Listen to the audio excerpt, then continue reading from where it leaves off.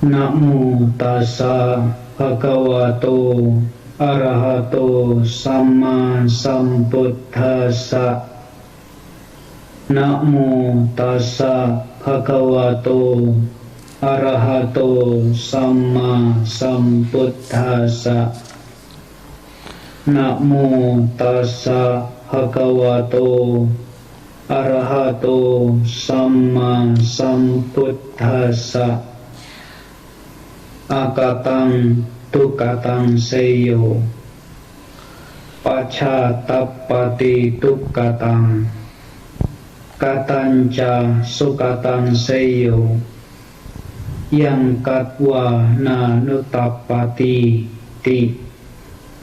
Sebaiknya seseorang tidak melakukan perbuatan jahat, karena di kemudian hari perbuatan itu akan menyiksa dirinya sendiri. Lebih baik seseorang melakukan perbuatan baik, karena setelah melakukannya ia tidak akan menyesal. Dhammapada Nirayawaka syair ke-314.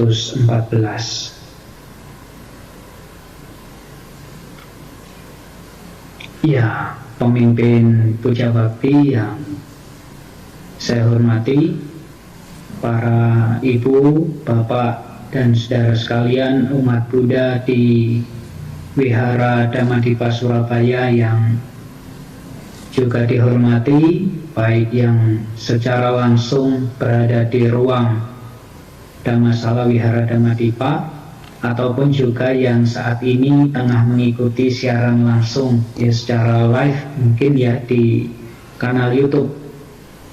Nah, ibu bapak saudara sekalian, sebagai umat Buddha, tidak lupa marilah kita untuk sejenak memuji Guru Agung kita yang maha suci dan maha sempurna. Namo Buddhaya. Ya, para ibu, bapak, dan saudara sekalian, sungguh satu kebahagiaan di mana Kamapai kita membuahkan satu lagi kesempatan bagi kita, khususnya para umat Buddha, untuk bisa kembali melakukan kebajikan, kembali menanam kebajikan dengan cara melakukan tindakan yang bermanfaat, tindakan yang berjasa melalui 3 pintu kama. Jadi menjadi umat Buddha itu jangan bingung kalau mau berbuat baik itu ada 3 pintunya. Di caranya juga ada 3 gitu ya. Misalkan Anda punya rumah, pintu masuknya itu ada 3. Jadi nggak usah bingung, Bante sebagai umat Buddha perbuatan baik apa yang bisa kita lakukan.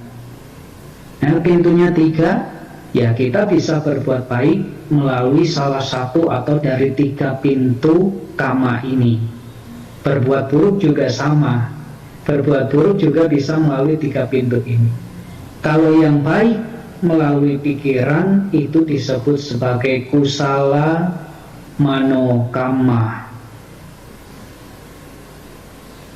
Kalau yang baik melalui ucapan itu disebut sebagai kusala waci kama. Kemudian yang baik melalui tindakan badan jasmani itu disebut sebagai kusala kaya kama. Jadi nggak usah bingung, berbuat baik, melakukan kebajikan, melakukan hal-hal yang berjasa, yang bermanfaat, itu bukan hanya dengan cara berdana, bukan hanya dengan cara memberi. Kadang ada umat Buddha, di kalangan umat Buddha ini kadang juga masih ada kebingungan. Ketika kita membicarakan tentang sila, tentang meditasi, Bante sila itu apakah berbuat baik? Ya betul. Bante meditasi itu apakah juga berbuat baik? Ya benar, gitu ya. Karena apa? Pandangan umat secara umum, ya tentunya yang belum mengerti dhamma secara terperinci, gitu ya. Mereka berpikir ya berbuat baik itu hanya dengan memberi, berbuat baik itu ya hanya dengan berdana. Berdana itulah yang disebut dengan berbuat baik, memberi itulah yang disebut dengan berbuat baik. Ya memang kenapa berdana atau memberi itu seolah-olah menjadi satu bentuk kebajikan yang sangat familiar. Baik yang ngerti tentang dhamma maupun nggak ngerti tentang dhamma, ngertinya berbuat baik itu yang memberi. Kalau saya bisa memberi kepada fakir miskin, kalau saya bisa memberi kepada panti asuhan, kalau saya bisa memberi kepada panti jompo dan lain sebagainya, atau orang-orang yang membutuhkan, berarti itu berbuat baik. Kalau umat Buddha juga berpikirnya semacam itu, kasihan sekali.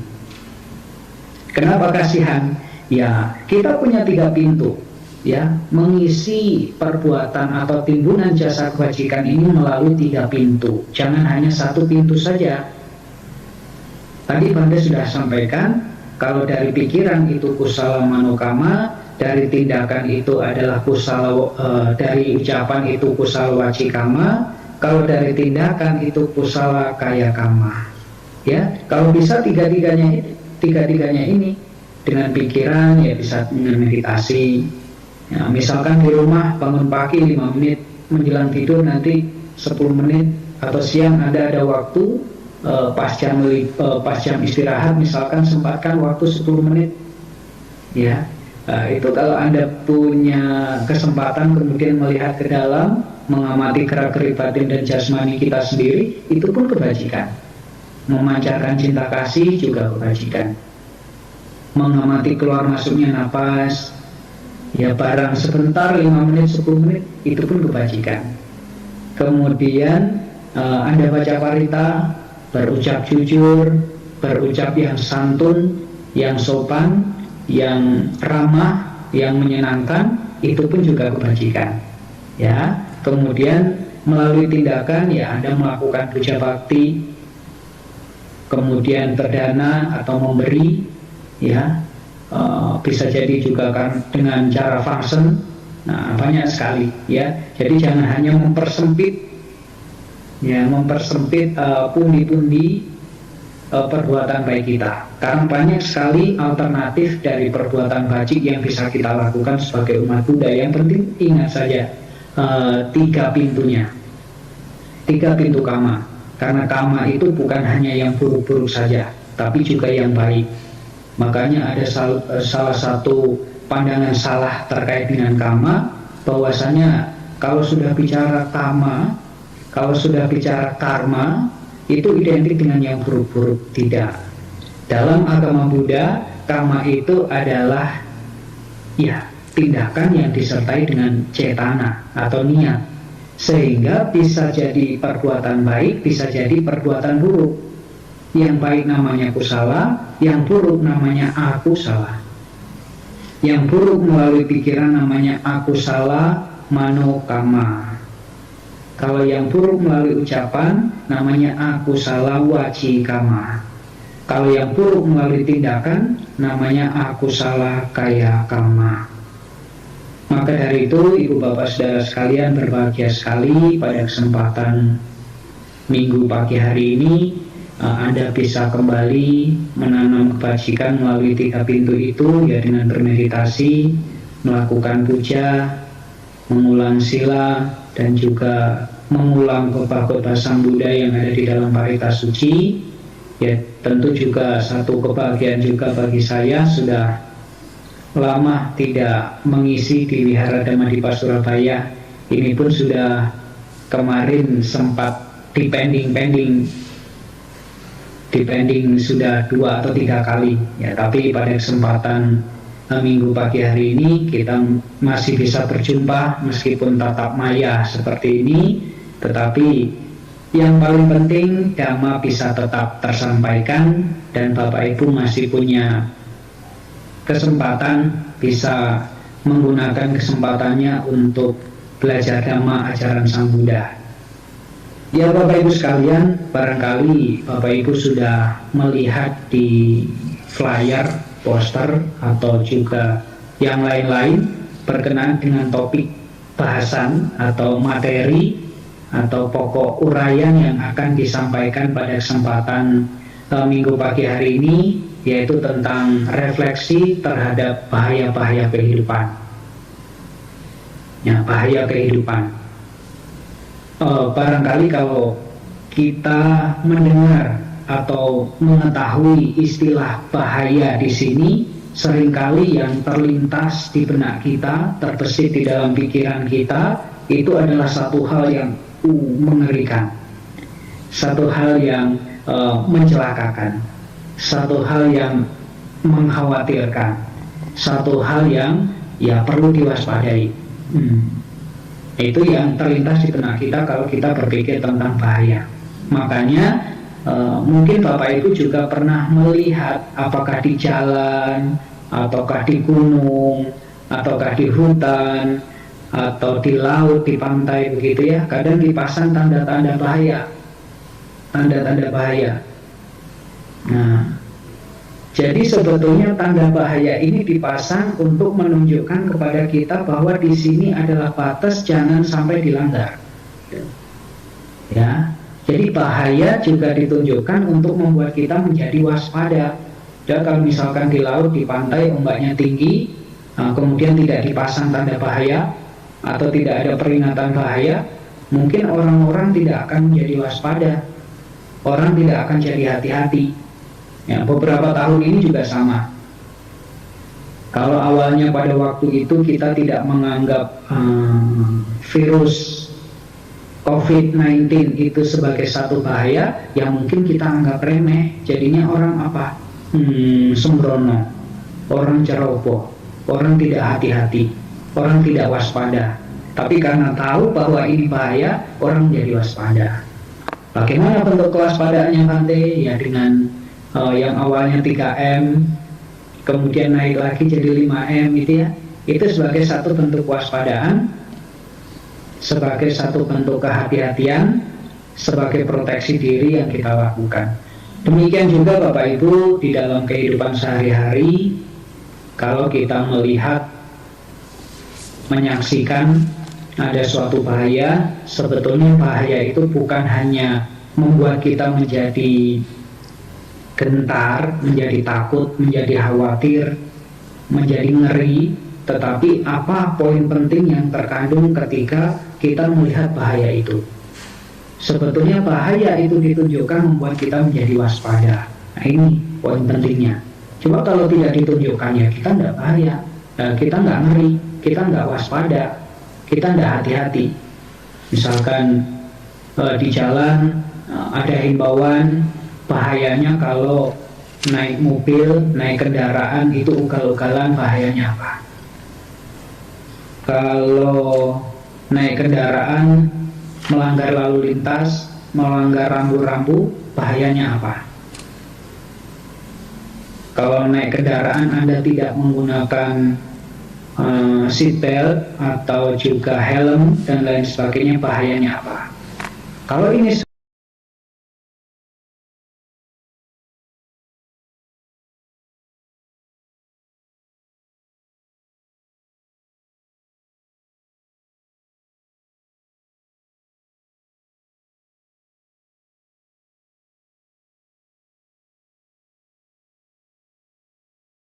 mulai untuk menjaga keselamatan diri kita, ya sudah pakai helm itu.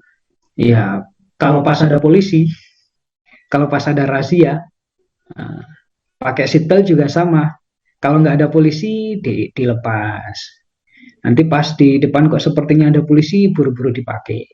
Jadi sebetulnya tanda bahaya atau kita mewaspadai diri kita itu bukan hanya ketika kita secara langsung berhadapan dengan bahaya, tetapi sebetulnya menjadi satu proteksi diri, menjadi pagar supaya aman.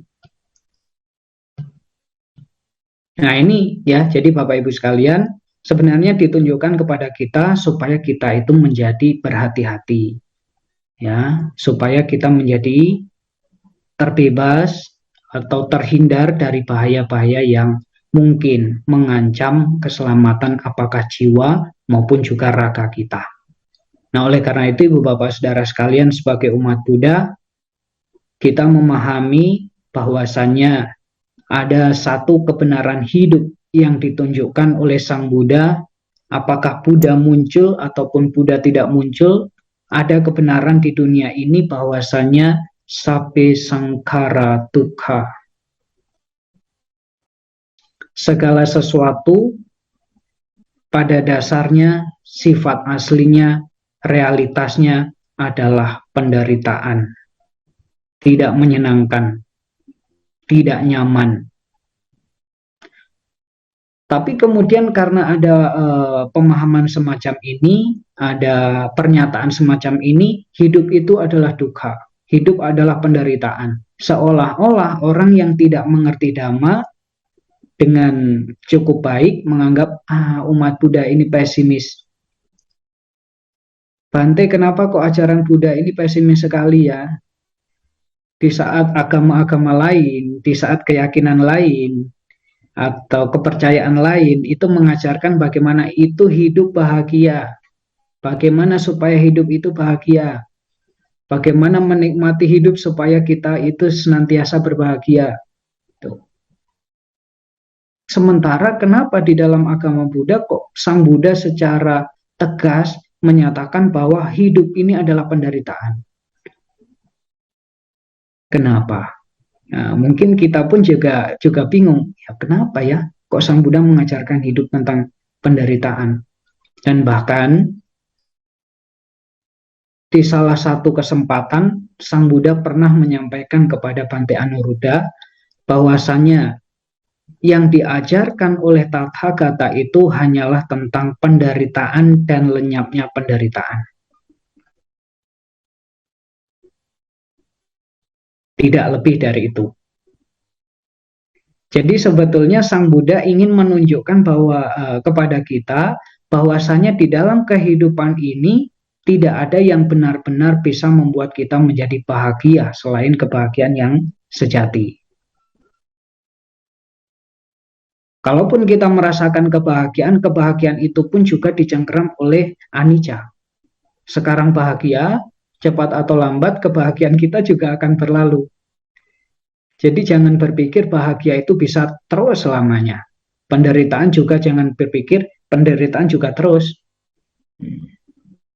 Gitu. Kadang bahagia, kadang juga menderita. Maka sifat kehidupan itu ada 8. Ya. Dunia yang kita tinggali, yang kita tempati ini punya sifat. Nah, sifatnya ada 8. Yang disebut sebagai Adha Loka Dhamma. Ada kadang bahagia, kadang juga menderita. Kadang untung, kadang rugi, ya. Kadang dipuji, kadang dicela. Kadang termasyhur atau terkenal, kadang juga nggak dikenal orang. Kadang diingat, kadang juga dilupakan, diabaikan. Nah, itu memang sifatnya kehidupan seperti itu. Jangan kaget. Nah, manfaat utama kenapa Sang Buddha menunjukkan kepada kita bahwa kehidupan kita ini dicengkram oleh satu kebenaran, sabbe sangkara dukkha, ketika suatu saat kita bertemu dengan penderitaan itu kita tidak kaget, utamanya sebagai umat Buddha. Kadangkala ketika kita bertemu dengan hal yang tidak menyenangkan, protes. Loh kok begini Bante? Harusnya kan tidak boleh begini. Harusnya hidup itu kan senang. Tapi kenapa ini kok tidak menyenangkan? Kita protes. Kalau sudah protes, tentu batinnya tidak bahagia. Berbeda dengan orang yang mengerti Dhamma, sudah ditunjukkan sabbe sangkhara dukkha, dan dia memahami sabbe sangkhara dukkha ini bahwasanya segala sesuatu yang sangkhara itu perpaduan unsur, ya, yang tersusun dari beberapa unsur. Ini sifatnya adalah tidak menyenangkan. Kalau sudah memahami ini, nanti bertemu dengan hal yang tidak menyenangkan, dia tidak kaget. Oh ya memang hidup seperti itu. Ya, misalkan ada 2 orang, satunya nggak ngerti karena nggak pernah tahu, yang satunya sudah ditunjukkan sehingga dia ngerti. Ketika sama-sama bertemu dengan penderitaan, yang ini protes, yang ini maklum. Oh ya memang begitu. Mana yang lebih bahagia? Tentu yang bisa memahami. Jadi sebetulnya umat Buddha itu belajar Dhamma, Anda menjadi umat Buddha, ya, bukan hanya sekadar ikut-ikutan, tapi menjadi umat Buddha supaya kita dapat memahami kehidupan. Kita menjadi umat Buddha bukan untuk menyingkirkan kebenaran hidup, melainkan untuk memahami realita hidup. Sungguh bahagia orang yang bisa memahami realita kehidupan. Dan sungguh menyakitkan, sungguh menyengsarakan kehidupan orang-orang yang tidak memahami realita kehidupan. Maka dari itu, seperti halnya bahaya yang tadi ditunjukkan, membuat kita menjadi waspada, Sang Buddha juga menunjukkan kehidupan kita dicengkram oleh ketidakpuasan, ketidakbahagiaan, ketidaknyamanan, ini supaya kita menjadi optimis, bukan justru pesimis. Optimis bagaimana, Bante? Saya harus berjuang sungguh-sungguh supaya saya bebas dari penderitaan secara sepenuhnya. Bukan hanya terbebas sebentar. Ya, kalau Anda mau bebas dari penderitaan sebentar, misalkan pusing, pening, penat, begitu, sudah 1 minggu Anda bekerja, mungkin pusing, penat, ya sesekali lah ke apa di sana ya, ke TP lah, ke Tunjungan Plaza lah sebentar nonton. Ya, ya mungkin penatnya hilang pada saat nonton. Begitu pulang nanti ya muncul lagi. Atau ke tempat lain lah. Kan banyak mall itu di Surabaya, dekat dekat Damadipa kan juga ada itu ya, di Jalan Darmo atau jalan apa itu. Nah, jadi Bapak Ibu, menjadi umat Buddha ditunjukkan adanya kebenaran hidup seperti ini, bukan kita menjadi pesimis, susahnya jadi umat Buddha. Enggak, supaya kita jadi optimis. Bagaimana saya bisa melampaui ini dan bebas sepenuhnya dari penderitaan itu. Anda jadi umat Buddha tujuannya untuk apa? Supaya bisa masuk surga, Bante. Bisa masuk surga bagus juga.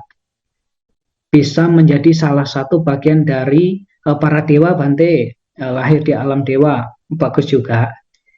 Ya, kenapa? Untuk bisa lahir di alam surga, untuk bisa lahir sebagai salah satu dari bagian para dewa itu, ya kita butuh kebajikan yang cukup besar. Sehingga bisa lahir di sana berarti kita sudah mengumpulkan bekal kebajikan yang cukup. Tetapi harus diingat, kalau sekarang misalkan lahir di alam surga karena buah kebajikan yang dulu dilakukan, gitu ya, bisa lahir di alam surga. Nanti kalau buah kebajikannya habis, ini bisa turun lagi. Kalau lahir di alam manusia mungkin masih mending, Bapak Ibu. Tapi kalau lahirnya di alam apaya, di alam menderita, ya sudah pasti menderita. Maka dari itu tujuan jadi umat Buddha, jangan bimbang, jangan ragu, jangan bingung kalau ditanya. Ciko atau Bapak Ibu, kenapa jadi umat Buddha? Saya sudah bosan menderita. Gitu ya. Jadi kalau ditanya, kenapa jadi umat Buddha? Saya sudah bosan menderita. Makanya saya jadi umat Buddha, karena tujuan akhir menjadi umat Buddha itu adalah bebas sepenuhnya dari penderitaan. Tujuan menjadi umat Buddha adalah akhir dari penderitaan. Kecuali kalau Bapak Ibu masih betah menderita, ya silahkan. Tetapi umat Buddha yang bijaksana, yang mengerti Dhamma, semestinya dia sudah bosan menderita. Sekarang usianya 30 atau 40, katakan setiap hari lebih banyak menderitanya atau lebih banyak bahagianya. Kalau lebih banyak bahagianya, kenapa kita masih terus cari? Dan kalau lebih banyak menderitanya, apakah kita sudah bosan apa masih ingin terus menderita? Tanya pada diri sendiri, gitu ya. Kenapa kita bosan menderita? Karena Sang Buddha sampaikan, Bapak Ibu, di dalam Asu Sutta, khotbah tentang air mata, bahwasanya air mata kita yang menetes selama kita bertumimba lahir di dalam samsara, itu adalah jauh lebih banyak dari air di 4 mahasamudra.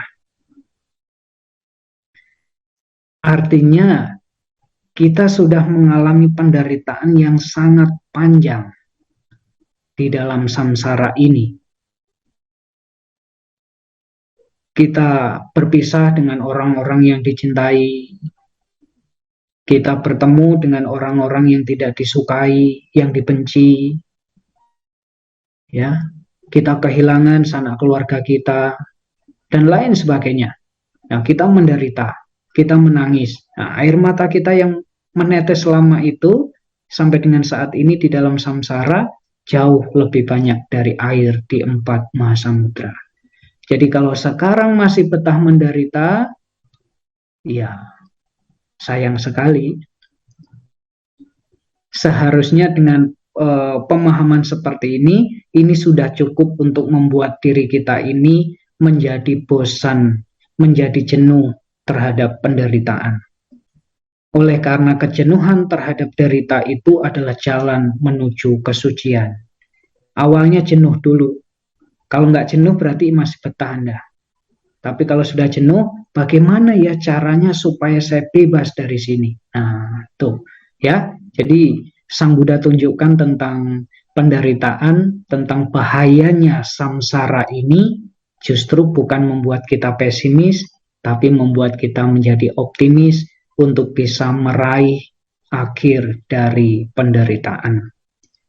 Nah, Bapak Ibu sekalian, makanya bagaimana supaya bisa bebas dari penderitaan yang sebenar-benarnya, Bante?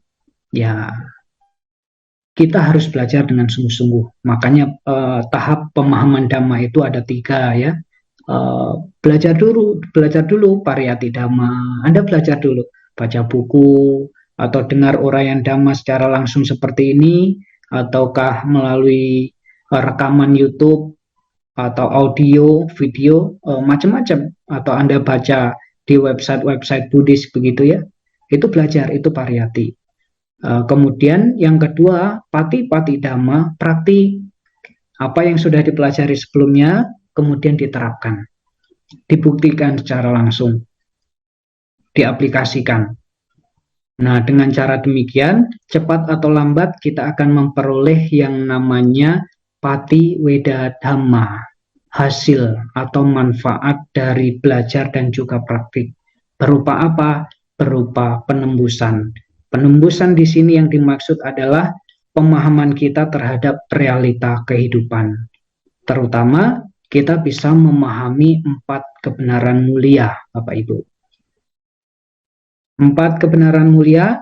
Yang pertama, 4 kebenaran mulia atau Cattari Arya Sacani. Yang pertama, kebenaran mulia tentang dukkha atau penderitaan, dukkha Arya Saca.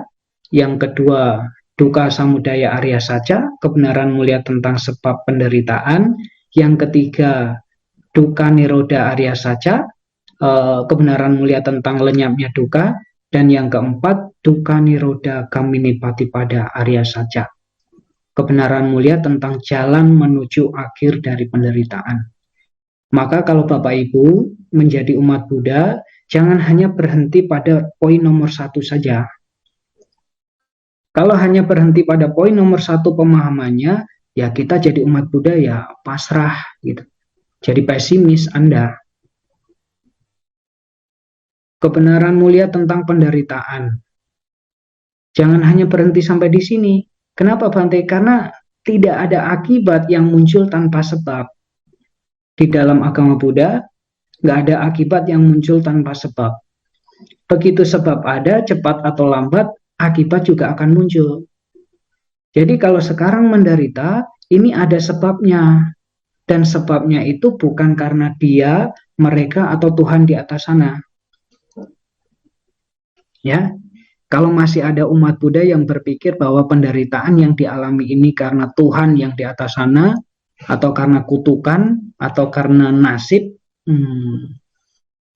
ya saya sangat menyayangkan itu. Dan kasihan deh Anda. Kalau Anda berpikir sebagai umat Buddha ya, kalau Anda sebagai umat Buddha berpikir penderitaan ini datang karena siapa? Karena Tuhan yang di atas sana. Ini adalah hukuman, ini adalah takdir, ini adalah kutukan, ya, ini adalah nasib. Kenapa Anda miskin? Nasib. Kenapa Anda jelek? Nasib. Kenapa Anda bodoh? Nasib. Kenapa Anda bangkrut? Nasib. Kalau semuanya nasib, kasihan deh Anda. Menjadi umat Buddha tidak punya atau tidak ada pemahaman terkait dengan nasib atau takdir. Apa yang kita alami sekarang ya tidak lepas dari apa yang sebelumnya pernah kita lakukan. Satu pandangan salah yang mengatakan bahwasanya ube kata hetu titik, isara mana hetu titik, sorry. Pandangan salah yang pertama, menganggap bahwasannya segala sesuatu yang dialami sekarang, baik yang mujur, yang malang, yang bahagia, yang menderita, semuanya, ini adalah disebabkan oleh satu sosok tunggal. Itu pandangan salah. Maka sebagai umat Buddha, jangan berpikir apa-apa nasib, apa-apa takdir. Itu pandangan salah. Karena pandangan kita salah, maka kita tidak akan bisa mencapai akhir dari dukkha. Tujuan menjadi umat Buddha adalah untuk mengikis pandangan salah itu. Bukan justru mempertebal pandangan salah kita. Karena pandangan kita salah, kadangkala kita melakukan segala sesuatu ya caranya juga salah, gitu ya. Karena pandangan pemahamannya salah. Ya, jadi yang pertama, menganggap segala sesuatu ini disebabkan oleh yang di atas sana atau sosok tunggal itu. Gitu. Jadi jangan berpikir sekarang menderita nasib, apa-apa takdir, apa-apa. Kalau sudah begitu, kita jadi orang pasrah. Karena kita sebagai umat Buddha ya nggak bisa apa-apa kalau dibilang nasib. Seandainya zaman dulu nih misalkan, kalau Anda pernah makan KFC, ayam KFC, sorry. Kalau Anda pernah makan ayam KFC, barangkali Anda tahu atau pernah mendengar kisah di balik si pencipta resep masakan KFC ini ya, namanya Colonel Sanders. Dia di dalam karirnya, dia pernah mengalami 1009 kali gagal. 1009 kali kegagalan. Jadi kalau pada waktu itu dia berpikir, ya sudah takdir, dia jadi pasrah. Tapi dia terus berjuang. Yang lain misalkan Jack Ma, barangkali Anda juga sudah kenal atau tahu lah ya Jack Ma ya. Dia pernah melamar ke suatu perusahaan bersama 23 temannya. Jadi yang melamar ini ada 24 orang, termasuk Jack Ma. 23-nya diterima, hanya satu yang ditolak, si Jack Ma sendiri. Gitu ya. Jadi kalau kita sebagai Jack Ma mungkin berpikir, ini sudah takdir, ini sudah nasib, ini sudah kutukan. Pasrah Bapak Ibu. Tapi menjadi umat Buddha, kita tidak melihat segala sesuatu ini adalah takdir, bahwasanya apa yang kita lakukan pasti ada sebabnya. Dan sebabnya tidak jauh dari apa yang sebelumnya pernah kita lakukan. Gitu. Jadi kalau memahami 4 kebenaran mulia tadi, yang pertama, hidup itu adalah penderitaan. Kenapa hidup itu menderita? Katakan batin dan jasmani kita. Pancakanda ini adalah sumber munculnya atau sebab munculnya kemelekatan yang menimbulkan penderitaan. Punya jasmani itu memungkinkan bisa sakit. Punya jasmani memungkinkan dia bisa kotor. Punya jasmani, punya tubuh memungkinkan dia bisa bau kalau nggak dirawat. Punya jasmani memungkinkan bisa kusam kalau Anda apalagi nggak pakai skincare gitu ya. Tapi kalau misalkan punya tubuh ini nggak akan sakit, ya kita patut bahagia. Tapi kalau punya tubuh ini memungkinkan akan sakit, ya apa yang bisa kita anggap bahagia gitu. Nah kalau punya tubuh ini nggak akan mungkin kotor, nggak akan mungkin kusam, nggak akan mungkin berubah, kita bahagia. Tapi punya tubuh ini memungkinkan akan kotor, akan bau, akan kusam dan lain sebagainya, ya itulah penderitaan. Ya, punya perasaan juga sama. Punya perasaan bisa memungkinkan bisa sedih. Kalau punya perasaan nggak akan sedih, kita patut bahagia. Tapi kalau punya perasaan akan sedih, ya itulah yang disebut sebagai penderitaan berkenaan dengan pancakanda. Ingatan juga sama. Bentuk-bentuk pikiran juga sama. Gitu, ya. Kemudian sebabnya, ada sebabnya. Sebabnya apa? Sebabnya adalah tanha. Tanha, kita punya keinginan. Dan apalagi kalau keinginannya nggak tercapai. Tapi jangan khawatir, penderitaan itu bisa berakhir. Yang disebut sebagai akhir dari penderitaan. Atau kebenaran mulia tentang akhir penderitaan. Dan kemudian kebenaran mulia yang keempat adalah jalan menuju akhir penderitaan. Akhir penderitaan bisa dicapai kalau kita menempuh caranya, kita menempuh jalannya. Jalannya apa? Jalan mulia berunsur 8. Ya, nah, jalan mulia berunsur 8 itu dibagi menjadi 3 kelompok besar. Yang faktornya ada 8 butir atau 8 faktor, dia dibagi menjadi 3 kelompok besar. Panya, kemudian sila, kemudian samadhi. Nah, siang hari ini Bante barangkali tidak menjelaskan tentang 8 jalan mulia, tetapi salah satu dari faktornya atau klasifikasi dari faktornya yaitu sila. Bagaimana Bante supaya bisa bebas dari penderitaan? Ya setidaknya sebagai umat Buddha kita menjalankan sila. Kalau Bapak Ibu sebagai perumah tangga itu menjalankan 5 latihan moral atau Pancasila Buddhis. Kemudian kalau hari ini, apalagi hari ini bertepatan dengan Hari Uposatha ya, kalau Bapak Ibu berkenan menjalankan 8 latihan kemoralan Adhasila, ya silakan.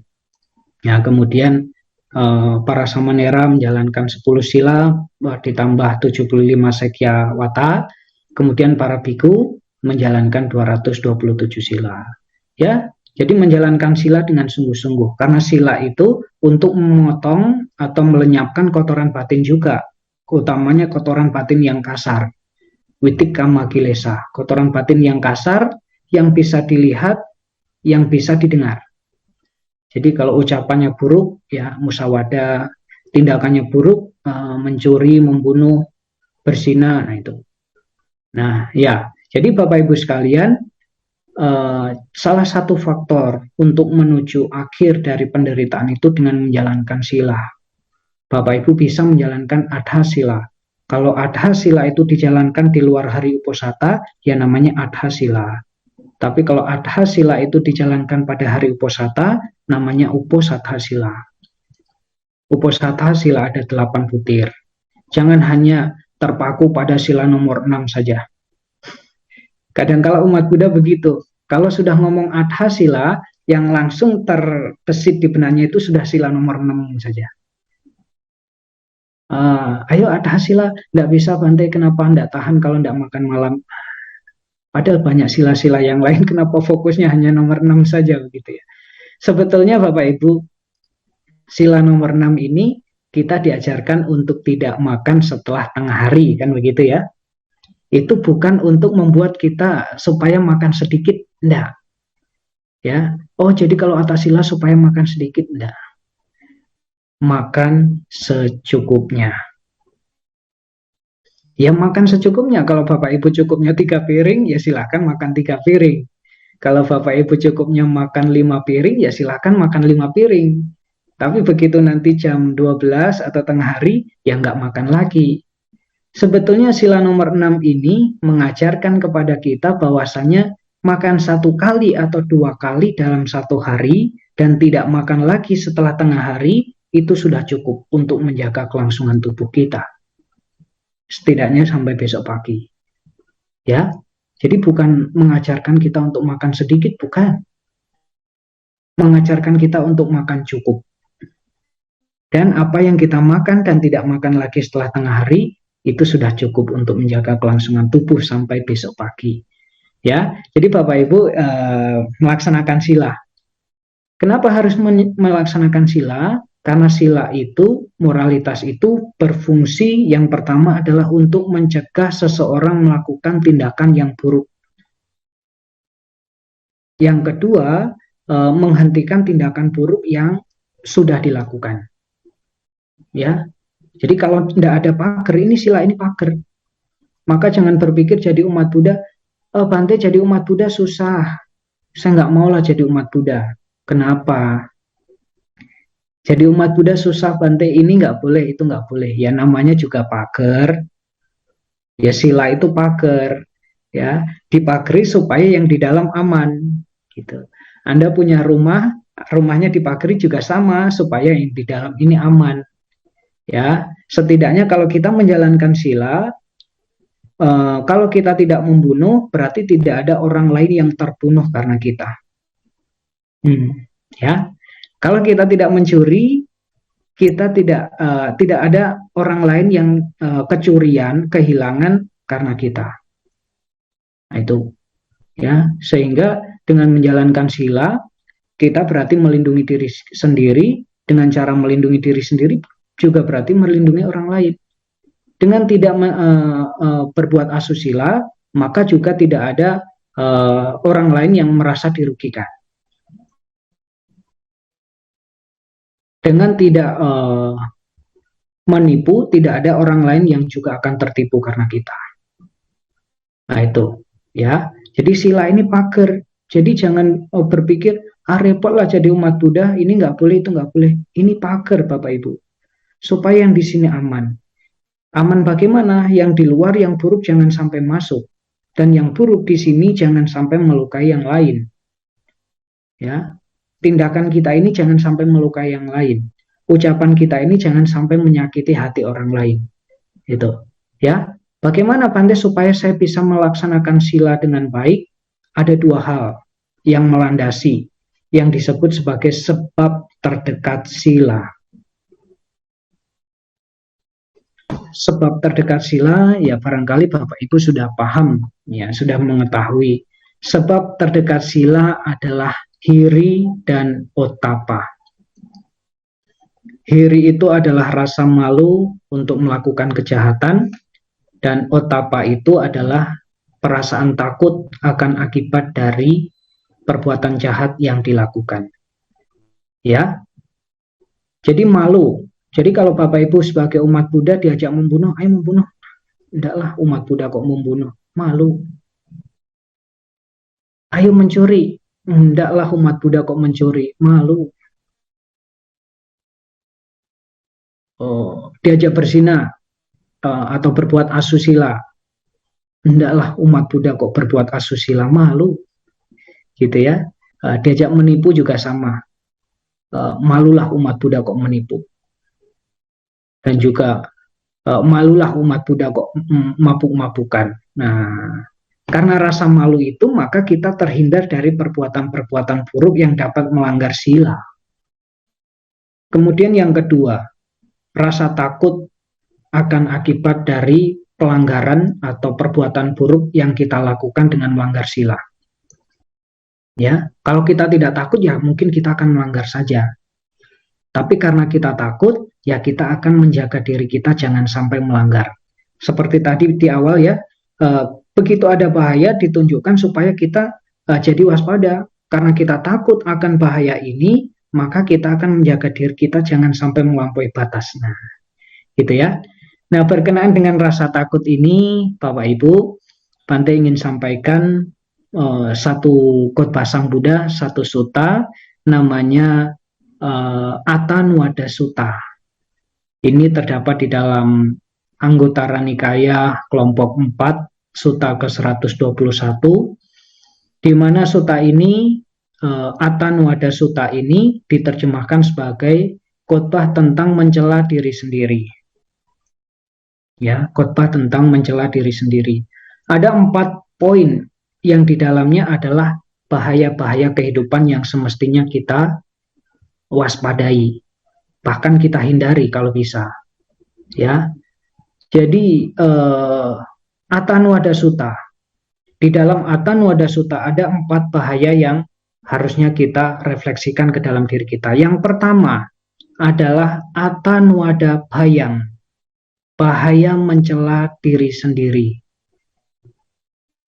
Artinya seseorang merefleksikan ke dalam diri kita, ke dalam diri sendiri. Kalau saya melakukan tindakan yang buruk dengan pikiran, kalau saya melakukan tindakan yang jahat melalui ucapan, kalau saya melakukan tindakan yang jahat melalui badan jasmani, tidakkah saya ini akan mencela diri saya sendiri atau menegur diri saya sendiri karena keburukan yang telah saya lakukan? Kok jahat sekali saya ini ya? Kok buruk sekali saya ini ya? Nah, itu bahaya yang pertama. Bahaya mencela diri sendiri. Karena takut akan bahaya mencela diri sendiri, menegur diri sendiri, orang meninggalkan perbuatan buruk melalui jasmani dan melakukan tindakan baik melalui jasmani. Orang meninggalkan perbuatan buruk melalui ucapan, sebaliknya dia mengembangkan perbuatan baik melalui ucapan. Seseorang juga meninggalkan kama buruk melalui pikiran, sebaliknya orang mengembangkan perbuatan baik melalui pikiran. Nah, itu yang pertama, atan wadah bayang, bahaya mencela diri kita sendiri. Refleksikan di dalam batin sendiri Bapak Ibu ya. Kalau saya melakukan tindakan yang seperti ini, tidakkah saya mencela diri saya sendiri gitu. Kemudian bahaya yang kedua yang semestinya kita refleksikan adalah yang disebut sebagai paranuada bayang, bahaya dicela oleh orang lain. Di sini seseorang merefleksikan jika seandainya saya melakukan tindakan yang buruk atau kama buruk melalui pikiran, ucapan, dan tindakan. Tidakkah nanti orang lain ini akan mencela saya, jahat sekali si orang ini. Nah, kita melakukan perbuatan baik saja dicela kok, apalagi kita melakukan perbuatan jahat. Ya, saya sudah sering ke wihara Bante, saya sudah sering berdana meditasi dan lain-lain. Kenapa saya masih dicela saja? Nah, sudah berbuat baik saja dicela, apalagi kita berbuat jahat, cilaka. Karena kita takut dicela oleh orang lain kalau kita melakukan perbuatan yang jahat, maka seseorang akan mencegah dirinya melakukan kejahatan. Dia meninggalkan yang buruk dan mengembangkan yang baik. Dia meninggalkan kama buruk melalui jasmani, melalui ucapan dan juga tindakan. Sebaliknya dia mengembangkan kebajikan melalui jasmani, ucapan dan juga pikiran. Itu yang kedua, paranuada bayang. Kemudian yang ketiga yang disebut sebagai danda bayang, bahaya hukuman yang juga semestinya kita refleksikan di dalam kehidupan kita, terutama di dalam diri kita sendiri. Di sini dimaksudkan adalah seseorang melihat, kalau zaman dulu, di zaman kerajaan, di zaman Sang Buddha, seseorang yang sudah melakukan tindakan yang buruk, begitu dilaporkan kepada raja, ya begitu ketahuan, dilaporkan kepada raja, raja tidak segan-segan untuk memotong tangannya, memotong kakinya, atau memotong tangan dan kakinya, memotong telinganya, memotong hidungnya, memotong hidung dan telinga dan hidungnya, gitu ya, dicambuk dengan cemeti, dipukul dengan rotan, dan lain sebagainya. Ya kalau zaman sekarang orang kalau melakukan tindakan yang jahat, kriminal misalkan, ya masuk penjara, nama baik dirinya tercoreng, nama baik keluarganya tercoreng, ya bahkan nanti kalau dia sudah dapat hukuman, dia bebas pun cari kerja susah nih. Sekarang ngurus kerja harus SKCK dulu kan. Nah, kalau surat catatan surat keterangan catatan kepolisian SKCK-nya itu ada catatan yang buruk, ya susah juga diterima di dalam perusahaan. Nah gitu. Karena melihat bahaya dari tindakan yang jahat, bahaya hukuman dari tindakan-tindakan yang jahat ini, maka seseorang akan menghindarkan dirinya atau mencegah dirinya untuk melakukan tindakan yang buruk. Dia meninggalkan yang buruk dan mengembangkan yang baik. Gitu ya. Nah, kemudian yang keempat, bahaya yang keempat adalah dugati bayang. Dugati bayang itu adalah bahaya alam tujuan yang buruk. Artinya, Ketika seseorang melakukan kama buruk melalui pikiran, ucapan, dan tindakan, ketika meninggal dia akan terlahir di salah satu dari alam menderita. Apakah di alam peta, apakah di alam niraya neraka, apakah di alam asura, atau juga di alam binatang. Jadi melihat bahayanya dari tindakan yang buruk itu ketika nanti meninggal dia lahir di alam yang menderita, maka seseorang akan menjadi takut akan bahaya itu. Seseorang menjadi gentar terhadap bahaya itu. Karena gentar terhadap bahaya itu, maka dia menarik diri dari hal-hal yang buruk. Dia mencegah dan menghindarkan diri dari hal-hal yang buruk. Sebaliknya, dia juga meninggalkan hal yang buruk, kemudian juga melakukan tindakan yang wajib. Ya, jadi Bapak Ibu, ini adalah 4 bahaya yang disampaikan oleh Sang Buddha di dalam Athanuada Sutta dari Anguttara Nikaya kelompok 4 Sutta ke-121, yaitu sutta tentang mencela diri sendiri.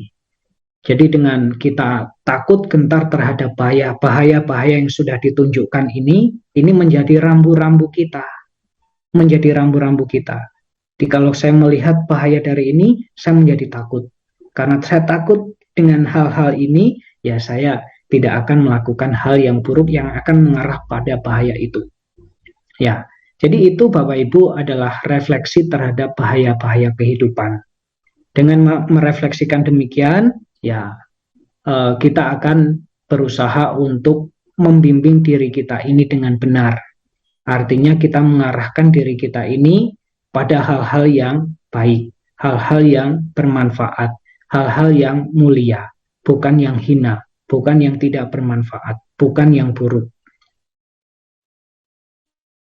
Ya, jadi Bapak Ibu, saudara-saudari sekalian, perlu Bante sampaikan bahwasanya menjadi umat Buddha kita punya tujuan yaitu untuk mencapai akhir dari penderitaan, dan akhir dari penderitaan itu bisa dicapai oleh dan dari diri kita sendiri, karena pada dasarnya sebab dari penderitaan itu adalah diri kita sendiri, bukan dia, mereka, siapapun, atau hukuman atau takdir atau nasib dan lain sebagainya. Karena kita yang membuat penderitaan itu, maka kita sendiri yang juga harus mengakhiri penderitaan itu. Dan terkait dengan bahaya-bahaya kehidupan yang mungkin akan mengancam kita, baik secara raga maupun jiwa, ya kita selalu berhati-hati kemanapun pergi, dimanapun kita berada. Juga terkait dengan 4 bahaya yang sudah disebutkan, mudah-mudahan Bapak Ibu masih ingat ya. Yang pertama adalah Athanuada Bhayang, bahaya mencela diri sendiri kalau dia melakukan hal-hal yang buruk. Yang kedua, Paranuada Bhayang, bahaya dicela oleh orang lain kalau melakukan hal-hal yang tidak baik. Yang ketiga, Danda Bhayang, bahaya hukuman. Kalau saya melakukan hal yang buruk, yang jahat, kriminal, ya sekarang hukumannya sudah menanti.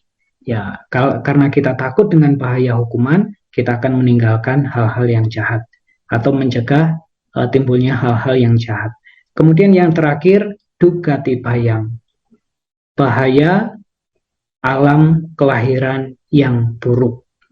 Bahayanya kita mencela diri sendiri, bahayanya kita dicela oleh orang lain, bahaya hukuman, dan bahaya dari alam kelahiran yang buruk. Saya kira dengan merefleksikan hal itu, ini sudah cukup bagi kita Bapak Ibu sebagai umat Buddha untuk menjadi bahan refleksi bahwasannya sebagai umat Buddha saya harus bukan hanya tidak melakukan kejahatan, tetapi juga mengembangkan kebajikan dan membersihkan batin.